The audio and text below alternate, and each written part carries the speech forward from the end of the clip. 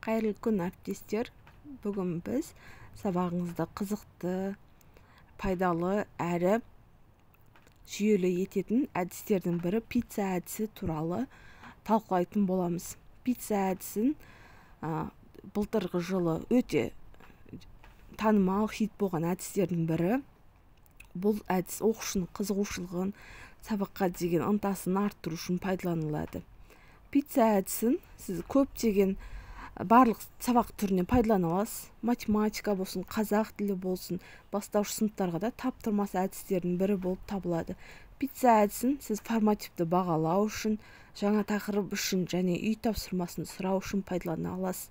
Жаңа тақырыпты қорытқан кезде және үй тапсырмасын бекіту үшін пицца әдісін топтарға бөліп, жұпқа бөліп, болмаса жеке жұмыс ретінде ұсына аласыз.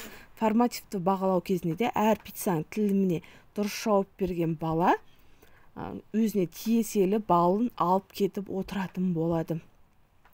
Пицца әдісінің қазір сіздерге бірінші нұсқасын ұсынамын. Былтырғы жылы өз фантазияларыңызбен, өз қиялыңызбен пицца тілімінің астына жазсаңыз болады, болмаса пицца тілімінің ортасын ойық қылып соған тапсырманы жасырсаңыз болады, болмаса шетіне шығарып жазу ретінде пайдалансаңыз болады. Ал енді пицца әдісінің өзгерген түрі, бұл әрбір оқушыға формативті бағалау ретінде пиццаның қамырын таратып берсеңіз болады. Сосын қияр, қызанақ, саңырау құлақтардың ұпай ретінде таратсаңыз болады. Липучкамен жапсырып қойсаңыздар, сіз бұл қолданылған әдісіңізді күнделікті барлық сабақта қолдана аласыз. Бір дайындап қойған көрнекіліңіз сізге ұзақ уақыт бойы қызмет ететін болады. Алдарыңызда пиццаның бетіне қоятын начинка дейміз ғой, солары берілген.